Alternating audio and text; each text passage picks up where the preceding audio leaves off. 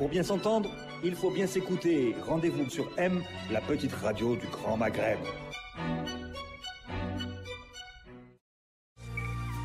Avec Cevital, une dynamique de croissance.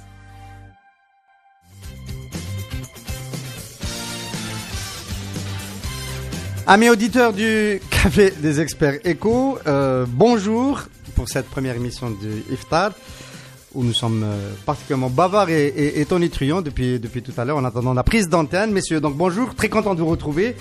Sahaïdkoum, kul aam wantum bkhair, saha wal-hna, Farhat Ali, Mourad Goumiri. Nous avons le renfort aujourd'hui de Saïd Yassine Ould Moussa, notre tonton flingueur, qui va nous aider à décapiter l'actualité économique. Bonne fête et bonjour à tous. Merci Yassine, merci, marhaba bikoum. Alors, on en parle comme ça avec bonhomie, mais en réalité, nous avons de plus en plus, depuis quelques semaines, des remontées d'informations relativement préoccupantes auprès des chefs d'entreprise, auprès de ce qui fait l'activité économique, les entreprises, avec des carnets de commandes qui sont à la baisse, des aires de stockage qui sont bourrées, des chômage technique qui s'annonce et même des plans sociaux. Je rentre d'une tournée à l'ouest du pays où j'ai eu affaire à ce type de commentaires et ces préoccupations. Question directe, messieurs, est-ce que l'année 2019 va devenir une année de récession pour l'économie algérienne? Est-ce que c'est une année déjà perdue? Nous sommes au mois de juin. Le droit d'aînesse. Droit d'aînesse. D'abord, je souhaite la bienvenue à mon ami Ramadan Yassine. L'année 2019 a déjà commencé. Je signale que nous sommes au mois de juin. Donc, début janvier, février, un certain nombre de signes évidents ont montré que notre pays ne s'améliorait pas en termes économiques. Mais les réponses, si on peut appeler ça des réponses, ou les mesurettes, ou appelez ça comme vous voulez, n'ont pas été à la hauteur parce qu'on a toujours privilégié, comme d'habitude d'ailleurs dans notre pays, le court terme. Bon, il y a tel problème, allez faire ça, etc. On n'a toujours pas de vision à moyen et long terme. Et les divers rapports faits par les institutions internationales, que ce soit le Coupe Banque mondiale, la FMI ou d'autres, qui demandaient à ce qu'il y ait des réformes structurelles, sont restés vaines. Elles sont restées vaines quand le pouvoir était relativement homogène, entre guillemets, autour d'un président, même s'il était absent. Aujourd'hui, il ne faut pas s'attendre à ce qu'on engage le pays avec le gouvernement actuel. Et il y avait de l'argent. On ne peut pas faire de réformes sans argent. On a fait l'expérience avec Hamroche et on sait ce que ça a donné. Donc on avait toutes les conditions pour pouvoir introduire ces réformes, on ne les a pas fait, on s'est contenté d'un certain nombre de mesurettes. Alors aujourd'hui, avec un gouvernement qu'on nous signale comme un gouvernement d'expédition des affaires courantes, quelle marge de manœuvre peut avoir ce gouvernement? Quelle marge de manœuvre peut avoir ce gouvernement? Sauf à prendre, chaque fois qu'il y a un incendie quelque part, des mesures de pompiers, c'est-à-dire d'essayer, tant bien que mal. Alors, pour les entreprises publiques, c'est encore pire, puisque beaucoup d'entre elles sont dans des situations déficitaires chroniques. Donc, à l'époque, c'était les banques qui endossaient cela, les banques publiques. Et les banques publiques ensuite se retournaient sur le Trésor. D'où les aspects financement non conventionnel, etc. Le secteur privé, lui, n'a pas cette possibilité. Donc, le secteur privé, comme tu viens de le dire, soit il diminue, il met sa production entre parenthèses, soit carrément, il ferme. En attendant, moi je l'ai vécu quand j'étais dans un complexe, on me disait tout le temps, pourquoi le complexe des Andalouses est déficitaire, alors qu'autour des Andalouses, il y avait des tas et des tas de propriétaires qui avaient des... Houma, en hiver, ils ferment, ils mettent tout le monde dehors. Alors que le complexe des Andalous, lui, secteur public, ne pouvait pas mettre les travailleurs dehors en basse saison. C'était aussi simple que cela. Donc, quelle que soit la location qu'ils faisaient... Ils n'ont pas la même flexibilité. Alors, voilà. La morosité. Donc aujourd'hui... Je fais avancer, pour que tout le monde ne réponde pas de la même manière à la même question. La morosité qui est en train de s'installer, le marasme, la peur, est-ce que c'est la faute de l'incertitude politique seulement, ou est-ce que c'est aussi le résultat de l'accumulation de la période que tu viens d'évoquer, où on n'a pas fait les réformes, etc. De toute façon, je ne crois pas qu'il fallait s'attendre à des réformes au cas où il n'y aurait pas eu la situation. à supposer que le 5e mandat soit passé comme une lettre à la poste, comme l'avaient prévu les initiateurs de la combine Hadik, ils n'auraient pas fait mieux à la Koulihal, hein. Ils n'auraient pas fait des miracles. C'était une continuité, c'était une logique qui devait être suivie par des gens qui n'avaient que cette logique.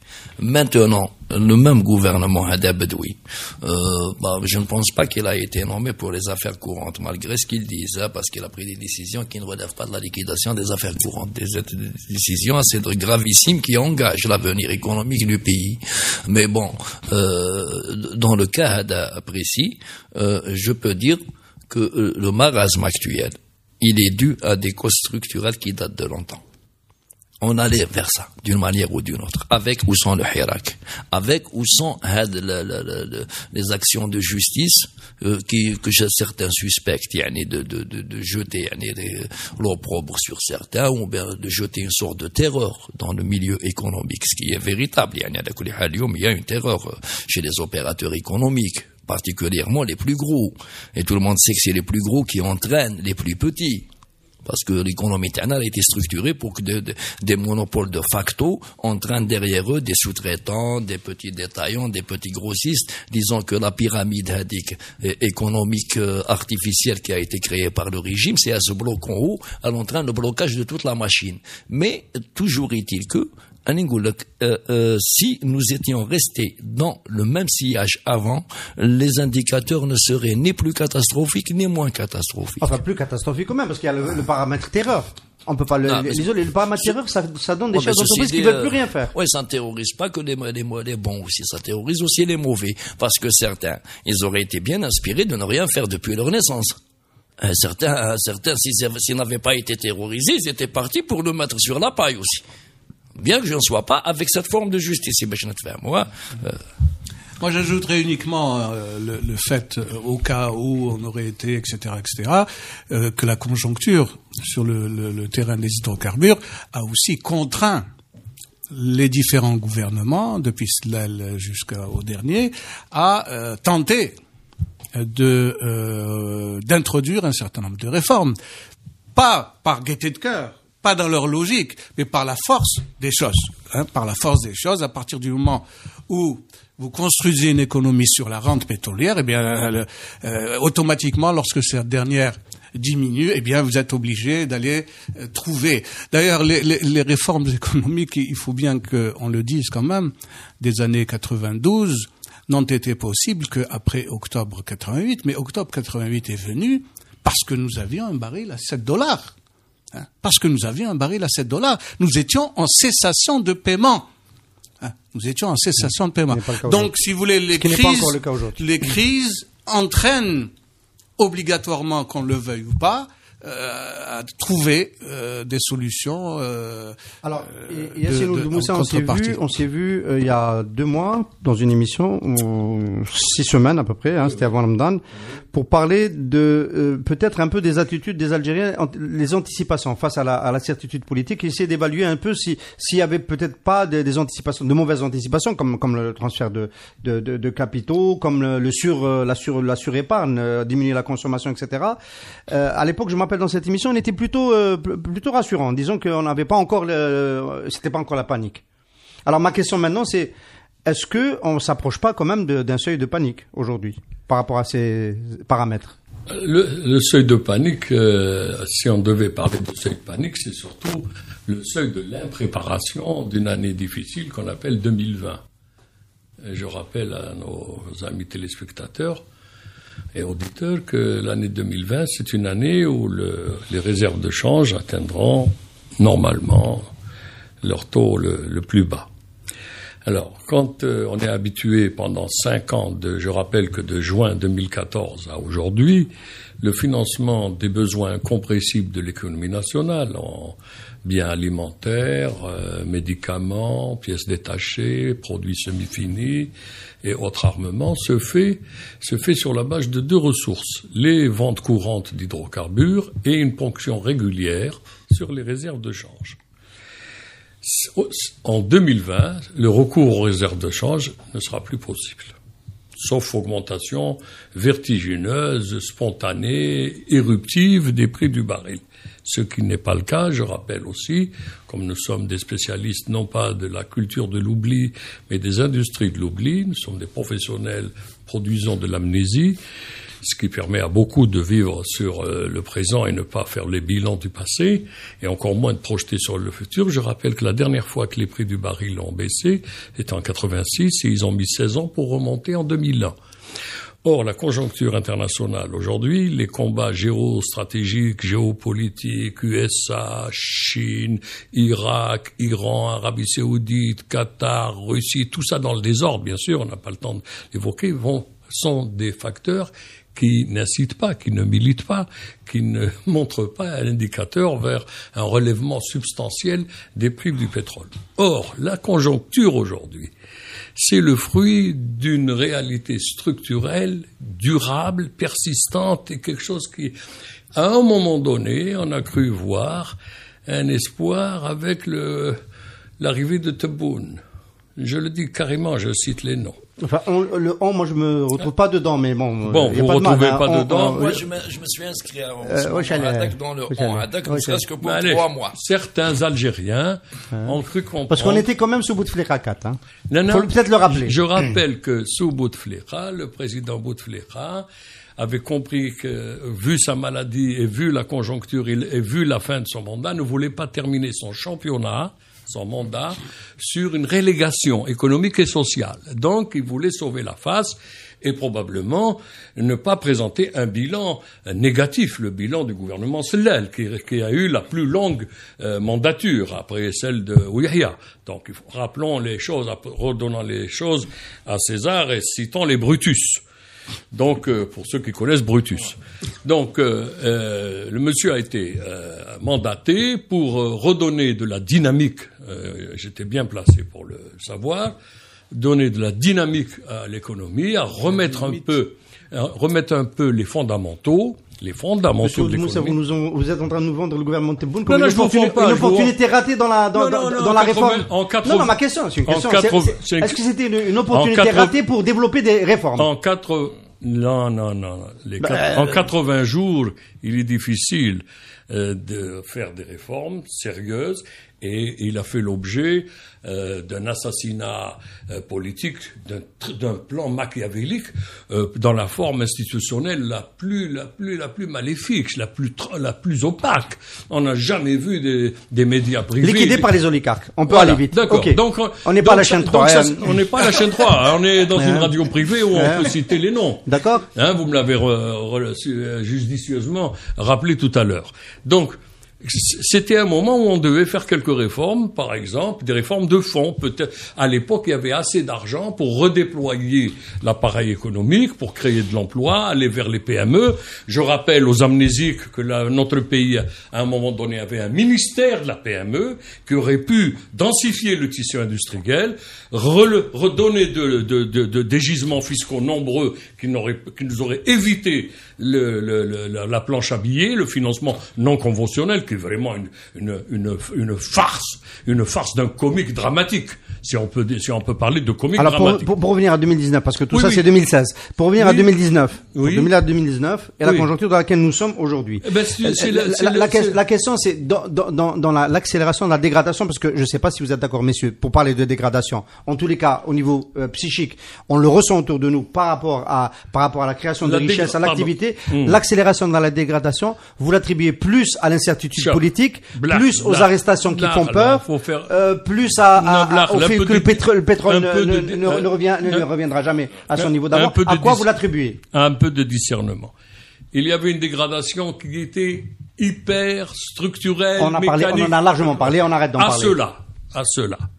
À cela, vous ajoutez l'incertitude institutionnelle, l'insécurité juridique, l'absence d'un pilote. Le gouvernement actuel est un gouvernement, on va dire, je veux pas dire transition, puisque la transition est un concept qui est refusé, parce que la transition c'est quoi? C'est le changement. Alors, aujourd'hui, cette incertitude et cette incapacité à décider, un gouvernement qui décide, c'est un gouvernement qui a la capacité de prendre des mesures structurelles. Or, l'actuel, Sa feuille de route, sa mission, c'est des éléments conjoncturels, même si Farhat considère qu'ils ont pris des mesures qui ne relèvent pas de leur autorité. Résultat des courses. À la dégradation mécanique.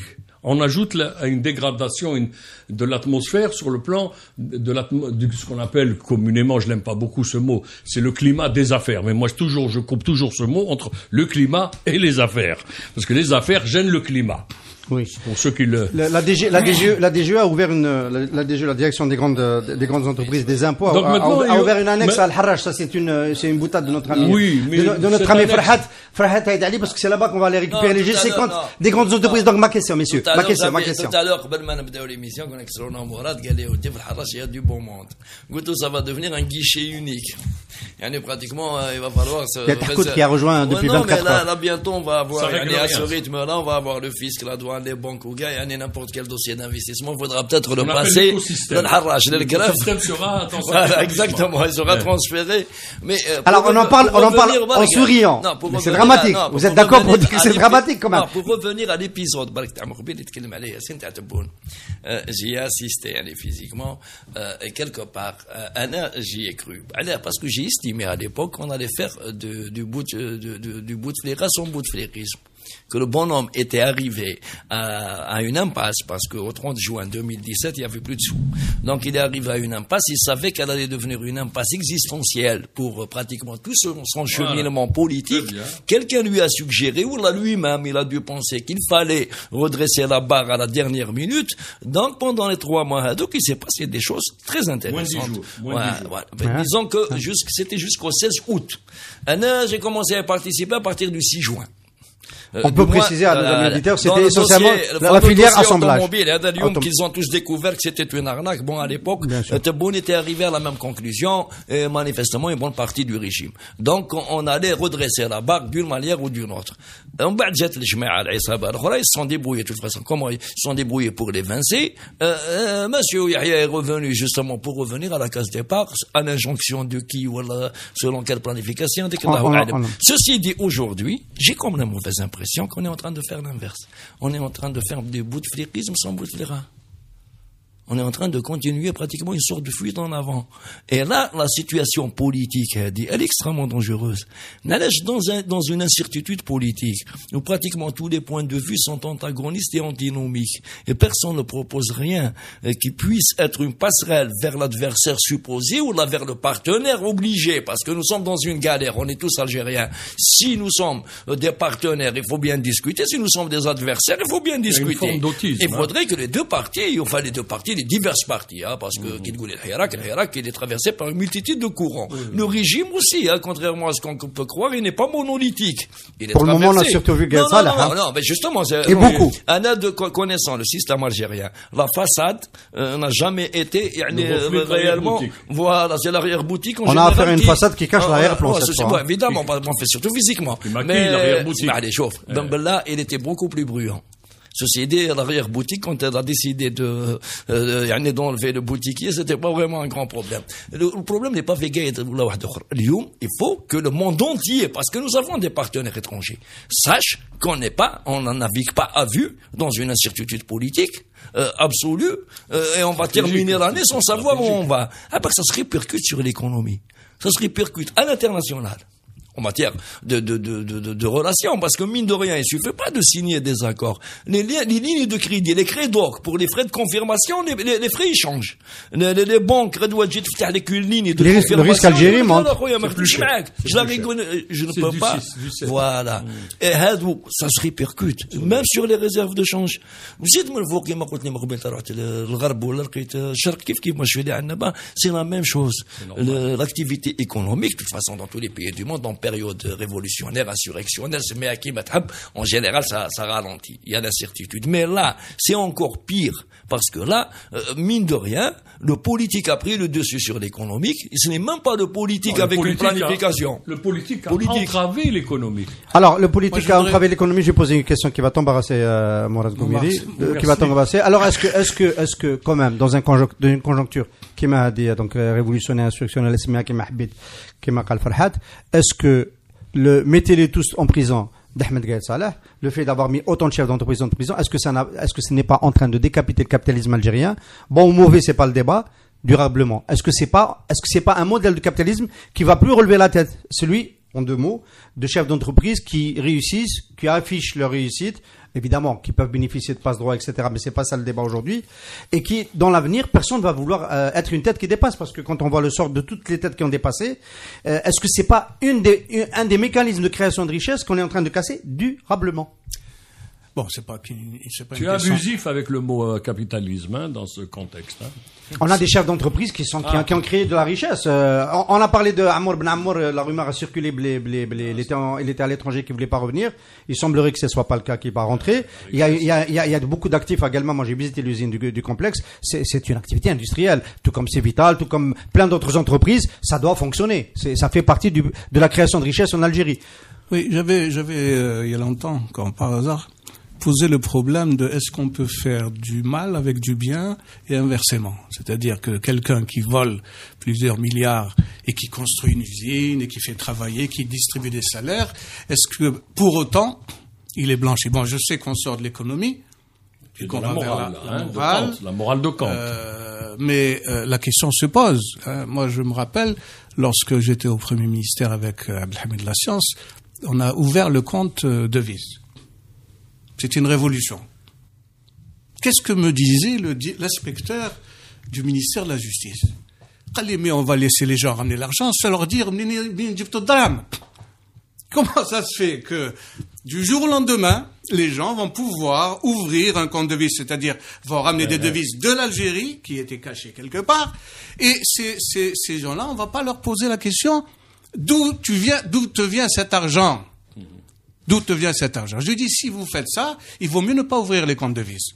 Hein? Oui. C'est exactement, lorsqu'on a changé les billets de 500 dinars, il y avait un ministre, je préfère ne pas citer son nom, m'a dit, on va demander aux gens, dans l'opération. Monsieur Khellaf. Non, c'était avant, bien avant. Le gros des gens qui te demandent d'où te vient ton argent, ils ne peuvent pas prouver d'où vient le leur. J'ai remarqué que c'était la question des pirates. En général, moi, je reste sur ma question. Les dégâts sur, parce que, encore une fois, moi, je rencontre maintenant des chefs d'entreprise de taille moyenne qui disent, je ne communique plus, je n'apparais plus, je disparais, parce que ceux qui ont, tous ceux qui se sont, alors oui, c'était ma question. Est-ce que c'est vraiment conjoncturel ou est-ce que, parce que j'ai utilisé le mot durablement. Est-ce que c'est pas le nouveau modèle qui va prendre la Révolution française, rappelez-vous, est passée par ce qu'on appelait la terreur. Attends, jusqu'à maintenant, tu es revenu jusqu'à Abdelhamid La Science, là, tu es reparti trop loin derrière. Non, mais je veux dire que le phénomène est universel. Des têtes qui dépassent à un moment donné, soit. Non, c'est pas les têtes qui dépassent. À un moment donné, si, il y a des têtes qui vont tomber. Non, c'est les ventres pleins de foin, en arabe. Quand on a, je vais le dire en arabe parce que le français c'est difficile. Et l'entrepreneur, les kershoum ma fihash tben.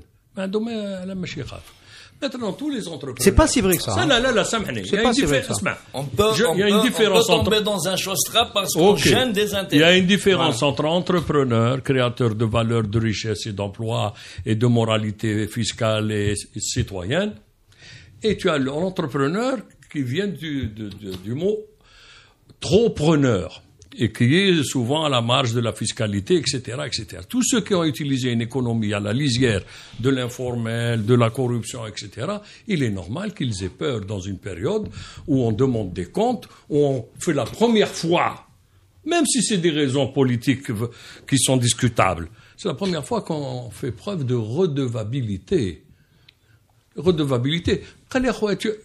Oui, tu peux faire ton geste avec on ne sait pas ce qu'il y a dans les dossiers. Oui, on sait pas de toute manière. Je ne sais pas pourquoi. Moi, il n'est pas sympathique. Je ne sais pas pourquoi il est en prison. Les Kouninef, on en a parlé longuement. L'arrestation de tous ces chefs d'entreprise, ne modifiant rien, l'ineptie et l'inanité du modèle qui a prévalu. Mais ça aggrave.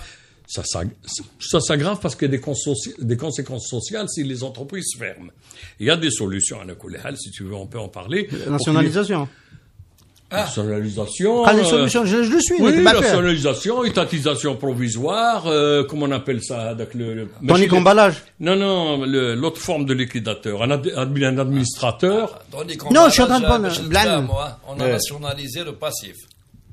C'était $1 milliard. Moi, je voulais. Ça, c'est pas intéressant. C'est pas intéressant. Moi, je voulais faire une petite incursion dans l'avenir socio-ethnologique. C'est qu'il y a eu des habitudes qui se sont ancrées dans la population et dans les entrepreneurs. Aujourd'hui, c'est facile de faire des réformes, à mon avis, s'il y a une volonté politique. Mais changer les habitudes de consommation, changer les habitudes en matière d'intervention.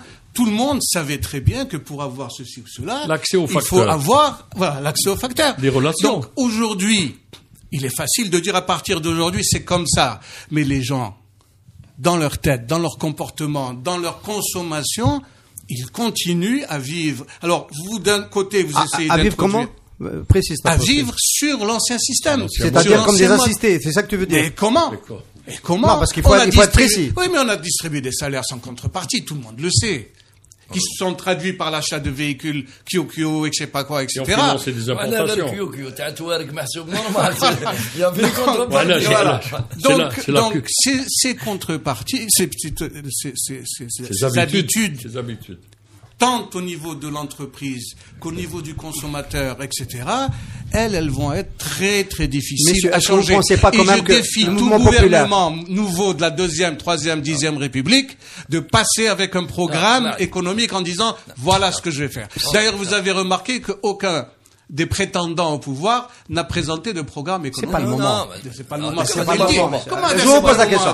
Messieurs, est-ce que vous pouvez aujourd'hui, c'est pas le moment. Non, comment c'est pas le moment? De parler d'économie dans le débat, Gaël Saleh, elle veut pas parler de transition économique, de transition politique. Non, Gaël Saleh, justement, je sais pas qui lui a suggéré de parler de catastrophe économique. Parce que sinon on va tout droit au mur, je ne sais pas. Non, c'est l'argument pour accélérer. Justement, l'argument économique permet d'accélérer le processus qui a été choisi par le... Mais merci. C'est quoi? Non, mais c'est quoi? C'est changer de cuisinier, pas de recette. Voilà. Mais ceci dit, quelque part, elle n'a pas tort sur le volet économique. Est-ce qu'on n'a pas exagéré? Bon, il a utilisé... Non, on n'a pas exagéré. De toute façon, avant même l'Hirakada, avant même l'histoire du 5e mandat, j'ai toujours dit qu'on allait droit au mur. 2 jours avant le 22 février, quand ils vont nous mettre sur la paille. Voilà. Maintenant, c'est toujours d'actualité à la Koulihad. Les procédures judiciaires. Je ne suis pas pour ce genre de procédures. Ceci dit, n'importe quelle révolution sociale, ou la politique, ou la parce que vous dites Hirak, pour ne pas lui donner la dénomination je l'avais dit que c'était une insurrection morale. Et qui, de toute façon, si elle pousse vers le pourrissement, ça risque d'être une insurrection tout court. Parce que même ça peut déraper à un moment donné. Donc, dans ce genre de climat, ce genre d'action, les punitions, les sanctions des gens qui ont des problèmes, c'est international. De toute façon, même les oligarques russes qui japotent, Khodorkovsky ou ceci dit, à un moment donné, il a fallu quand même composer avec les hommes d'affaires, les bons et les mauvais, hein. Abramovich, mais n'empêche que, aujourd'hui, Abramovich, il a des intérêts en Russie que personne ne touche, ou malgré qu'il est à Londres. Donc, le climat, c'est vrai que dans les médias, il neutralise beaucoup d'opérateurs économiques, ce qui est encore plus grave. Il neutralise le système bancaire. On ne sait plus à qui on peut prêter. Les administrations. Nous avons des textes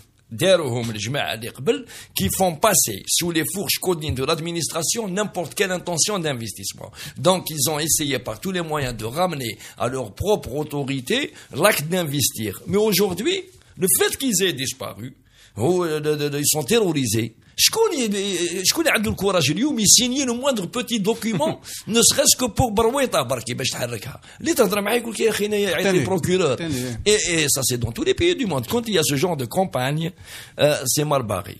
D'ailleurs je retiens le mot campagne que nous avons toujours eu dans l'histoire économique de notre pays, maintenant ça aussi. Ouais, mais pas dans cette forme de violence. La déboumdinisation, les années où Yahya, ça n'a jamais touché. Attendez, on parlait tout à l'heure en blaguant de DGE qui va à l'Harrach. On a les plus grandes fortunes d'Algérie qui sont dans un Bakhtar. On a eu tout le secteur public qui s'est retrouvé vers l'Harrach. Tout le tissu industriel public. Au moment où ils sont rentrés, j'y étais aussi, je m'en rappelle très bien. Il y avait C'est le cas, Jay. Vous avez oublié Mais c'est pas pareil, c'est pas pareil. Même la même chose. Ça relève de la même tradition, la même logique.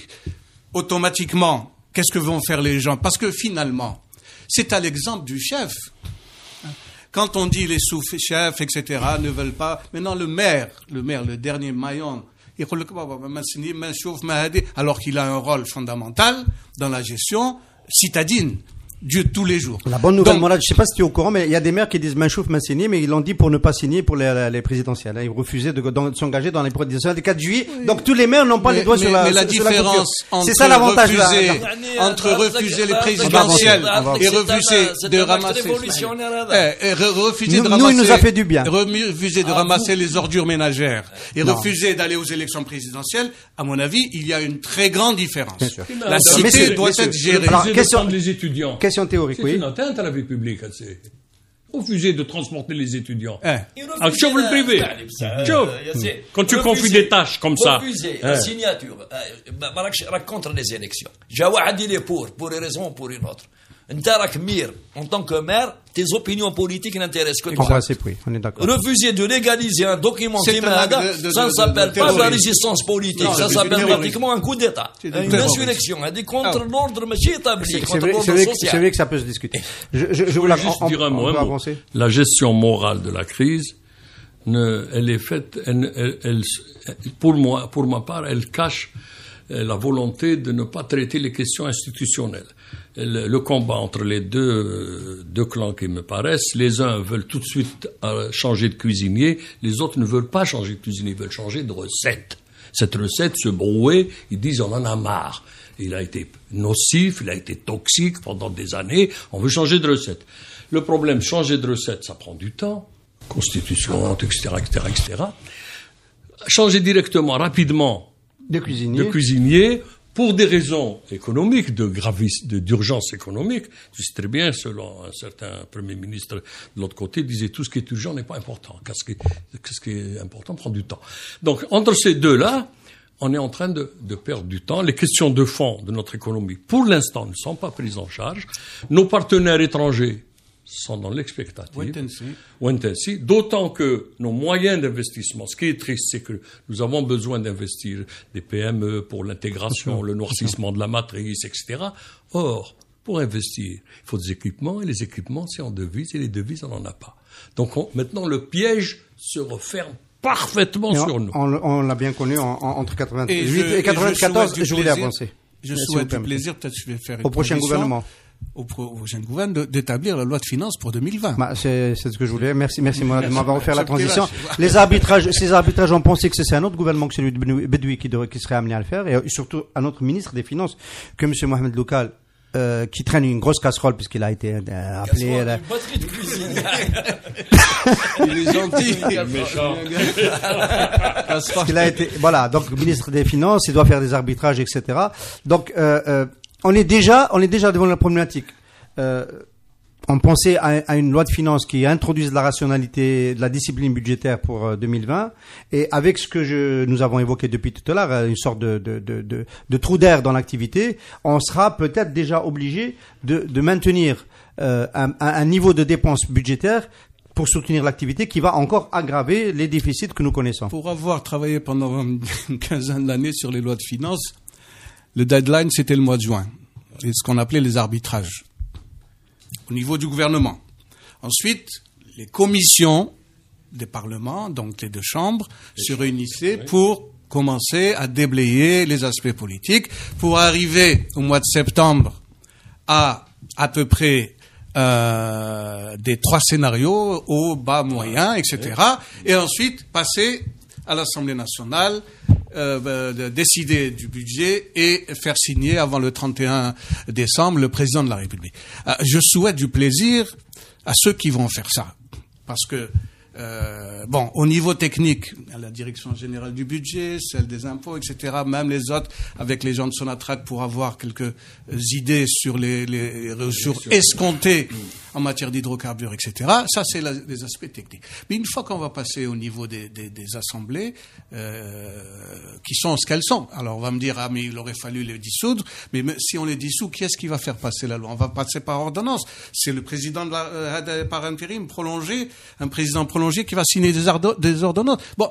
Donc, il y a, en même temps qu'un imbroglio juridico-constitutionnel, il y a aussi des faits économiques saillants, des rigidités, et qu'on peut pas. Encore une fois, je reviens sur les habitudes. Hein. Est-ce qu'on a fait des économies en matière de dépenses dans le budget de l'État? Est-ce que quelqu'un est parti fouiller dans les dépenses de l'État et on a fait on a commencé à voir. On ne paie pas les fournisseurs, on ne paie pas les États. Un gouvernement qui était plus ou moins à l'aise politiquement, qui croyait même sa victoire acquise, il n'a pas fait de réforme. C'était un gouvernement sur la sellette. C'est ça. Un gouvernement qui ne peut pas aller remettre la Coupe d'Algérie que tout le monde au lauréat. Et il a envoyé le ministre au charbon, à ses risques et périls. Et il va faire des arbitrages, dans le cadre d'une réforme globale de la vision économique. Sans moyens. En plus, avec un personnel qui a lui-même participé aux plus grosses catastrophes populistes et surtout aux autres catastrophes, même oligarchiques, de l'ex-système. L'actuel ministre des Finances était bien gouverneur de la Banque d'Algérie. C'est quand même rigolo qu'il dit, les infractions de change. Ces infractions de change, ce n'étaient pas des infractions de change, c'était des affluents. C'était pratiquement, on peut dire, c'était des parties de rivières entières qui partaient en milliards de dollars, la Banque d'Algérie, mes chefs Touelou. Est-ce que ce genre de gouvernement peut opérer ce genre d'arbitrage? Il peut pas, mais qu'est-ce qu'il peut faire? Maintenir le statu quo. En droit. Au niveau macro et au niveau micro. Le failli ne gère pas la faillite. Bien sûr, on met un expert. C'est une règle d'or. Tribunal. Le failli ne gère pas la faillite. Non, on veut que ceux qui ont failli veulent gérer le futur. Bon, on espérait que le failli soit parti avant fin juin. Ça sera peut-être pas encore maintenant, le cas. Les marges de manœuvre, elles sont très, très, très limitées. C'est juste de quoi faire tourner un minimum les dépenses incompressibles de l'État, éducation nationale, hôpitaux, etc., etc., et peut-être un minimum de métabolisme économique de l'appareil économique, c'est-à-dire un minimum pour les équipements, pour les machines, les matières premières, et c'est tout. Et faire face, prendre les bonnes décisions, le plus dur, c'est après 2020. C'est ça le vrai débat. Pour faire un vrai débat, il faut être légitime, il faut être crédible et représentatif. Ce que les tenants qui tiennent les rênes ne présentent pas ces qualités. Maintenant, les autres acteurs de la vie économique, et notamment les acteurs sociaux, et notamment ce qu'on appelle le Hirak. Le seul mérite du Hirak, c'est de pousser vers les réformes. Et vous voyez que malgré ça, les réformes de fond, je dis le fond, ne sont pas encore abordés. Yassine, le Hirak pousse vers des réformes institutionnelles. On ne peut pas dire que pour le moment, il pousse vers des réformes économiques. On ne peut pas le dire. Pourtant, on kharj pour des considérations économiques. Aussi. Les Algériens ne kharjouch pour des considérations politiques. Ça fait 20 ans qu'ils voient le même cirque. Ils ont démissionné de la politique. ما كاش الخمسة c'est politique.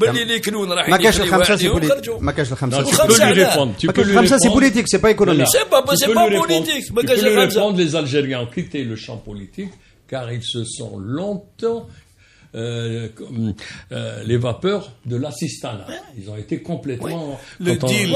Est-ce que, messieurs, alors une question, tu peux continuer ton idée, Moradi, aucun problème. Une question, est-ce que... 500 000 voitures, ou attendons facilité, c'est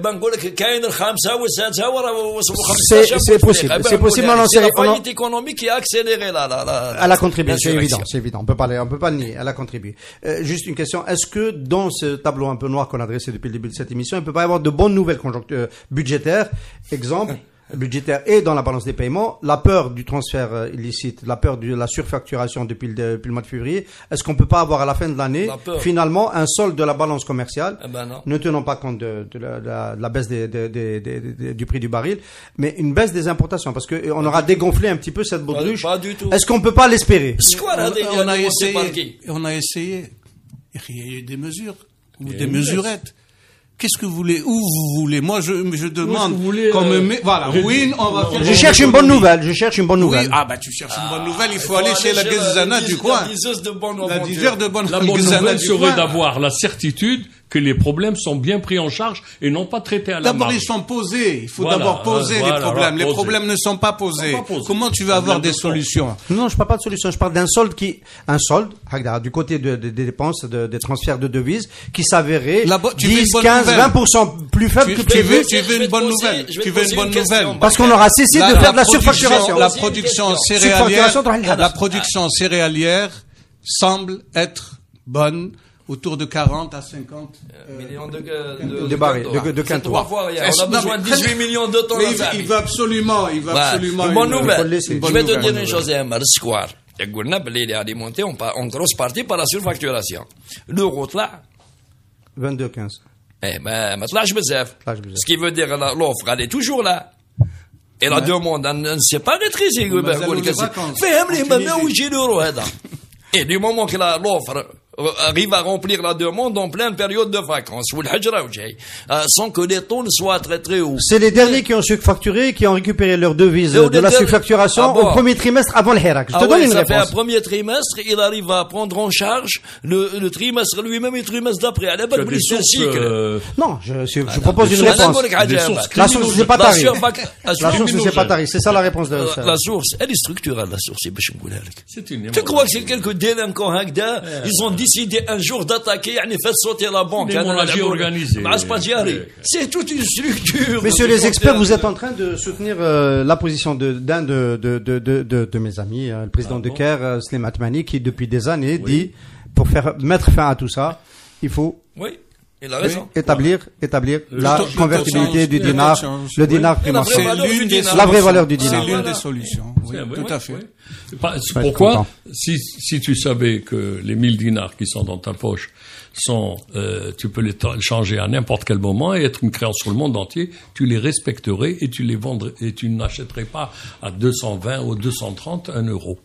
Tu respecterais parce que cet argent peut te donner un livre, un service, un bien, un spectacle, un bien ou un service. Alors, on a des premières. C'est l'envie de vivre chez soi. Chez soi, et tu ne vas pas ailleurs. Et de ne pas partir en bateau les gens qui ont créé la fausse valeur du dinar, les faux salaires, les faux emplois, ils ont tout falsifié. C'est un false land. Il va falloir revenir à la vérité. Alors on dit qu'il y aura une hémorragie, il paraît. Alors je vais te dire, l'hémorragie a eu lieu dans le cadre de la convertibilité partielle, commerciale, et j'ajoute moi aussi, ça c'est social et politique, et convertibilité partielle du dinar, car les Algériens ne sont pas égaux devant la devise. Ils sont égaux devant la misère, les difficultés, la santé, l'éducation, la culture, le logement. Mais ils sont pas égaux devant la devise. Alors, d'ailleurs, c'est l'un des rares pays où, pour avoir des devises, il faut être commerçant. Et donc, la surfacturation est un moyen légal, normal, d'avoir des devises. Et à chaque fois que le marché des biens et services ici se rétrécit, la demande sur la devise augmente, ce qui est normal. Mais avec tous ces monopoles publics et privés, pour l'instant, la demande est stable. Elle est stable. Mais c'est surtout l'offre de devises qui est stable. Oui, c'est stable. Pourquoi? C'est une hémorragie structurelle. C'est pas quelque chose qui a un coup de fusil. Le différentiel de prix, tant qu'il existe, tant qu'il y a deux Algériens qui ne sont pas égaux devant leur propre monnaie, les 1000 dinars ne valent pas les 1000 dinars il valent $100, il valent $50 parce que tu dois passer par mois, t'as les 50 liens. À partir du moment où on fait ce genre de raquette par voie réglementaire, une cause à nostra c'est un dîner au Folies Bergère, et toi c'est un plat de sardines. Très bien, on va rester attentif, messieurs, on arrive à la fin de cette émission. On va rester attentif à l'évolution de la confection de la loi de finances de 2020. On n'a pas d'écho sur une loi de finances complémentaire de 2019. Si, les premières c'est complémentaires. Oui. En 2020, non, mais peut-être qu'entre-temps, il y en aura une. Populiste d'ailleurs, peut-être. Ça m'étonnerait fort. Ça nous étonnerait. S'il y a quelques détails, ce qu'on appelle les affectations, parce que le budget, ensuite, on réaffecte, etc. Ça se fera par ordonnance du président. Je pense pas que ça demande, parce que quel que soit X. Oui, des réaffectations de crédit. Ça peut se faire sur décret exécutif, sur les charges communes. Une loi de finances complémentaire n'est pas nécessaire. Très bien, merci pour ces infos. Merci beaucoup, messieurs les experts. À dans 2 lundis. Merci. C'est comme ça.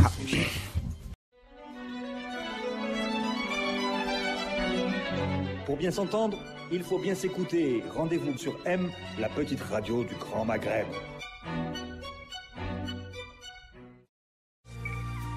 Avec Cévital, une dynamique de croissance.